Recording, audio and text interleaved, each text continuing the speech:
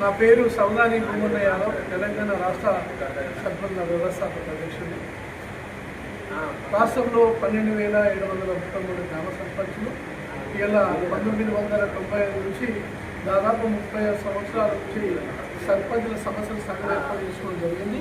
సర్పంచుల సమస్యలపైన పోరాటం చేస్తూ కులాలకు అతీతంగా, పార్టీలకు అతీతంగా, మతాలకు అతీతంగా సంఘాన్ని ఏర్పాటు చేసుకొని అప్పుడు ఉమ్మడి రాష్ట్రంలో 21,940 గ్రామ పంచాయతీలు ఉంటే తెలంగాణ రాష్ట్రంలో 12,730 గ్రామ పంచాయతీలు ఉన్నాయి. ఇది ఎన్నికై దాదాపు 2 నెలలు సర్పంచులు రోజు ఎన్నికైన సర్పంచులు ఎన్నికైన కావడం జరిగింది.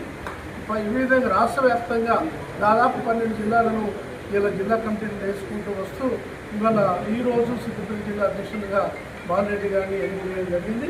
ఎందుకంటే సర్పంచుల సమస్యల పైన ఏ సమస్య వచ్చినా సర్పంచ్కి నిధుల విషయంలో కానీ, అధికారాల విషయంలో కానీ, ఇక నిధుల కొరకు ఈ యొక్క రాజ్యాంగంలో 73, 74 రాజ్యాంగ సభలో 243 ఆర్టికల్ 29 అంశాలను దాఖలు పరచాలని చెప్పేసి ప్రభుత్వంతో గతాల ప్రభుత్వంతో ఫైట్ చేసుకుంటూ వస్తూ గౌరవేతనం కానీ, చెక్ పవర్ విషయంలో కానీ, తర్వాత ఈ యొక్క గ్రామాలకు వచ్చే నిధులు 15 ఫైనాన్స్ కానీ, స్టేట్ ఫైనాన్స్ నిధుల పైన ప్రభుత్వాలు అప్పుడు ఇవ్వకపోవడం మేము ఉద్యోగాలు చేపట్టడం జరిగింది.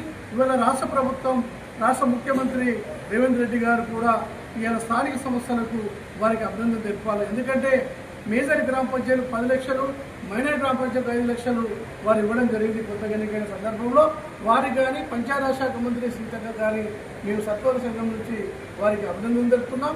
ముఖ్యంగా సర్పంచ్ల సమస్యలు వారు కూడా స్థానిక సమస్యలు ఉంది. ఇలా ఒక జడ్పీటీసీగా, ఒక ఎమ్మెల్యే, ఒక ఎంపీగా, ఒక ముఖ్యమంత్రి ఇవాళ గ్రామాల ఏంటి, గ్రామ సమస్యలు అంటే ఏంటిది, స్థానిక సమస్యలకు ఉన్న మౌలికమైన సదుపాయాలు ఏంటిదనే దానిపైన పూర్తి గౌరవం ఉంది. వారు కూడా సర్పంచులను కూడా స్పందించి నిధుల విషయంలోకి వస్తే ఇవాళ గ్రామాలు విడుదల చేయాలని వారు ఆలోచన ఉన్నారు. కాబట్టి ఇవాళ ప్రజలు కూడా ముఖ్యంగా ఇలా రేవంత్ రెడ్డి గారు 2.5 సంవత్సరాల పదకాలంలో ఇలా చూడండి, స్థానిక సర్పంచులు కూడా మెజార్టీ సర్పంచులు ఇలా రేవంత్ గారి సానుకూలంగా మెజార్టీ సర్పంచ్ గెలవడం జరిగింది. ఇలా మున్సిపాలిటీలు తీసుకున్నట్టుంటే, కార్పొరేషన్ తీసుకున్నట్టు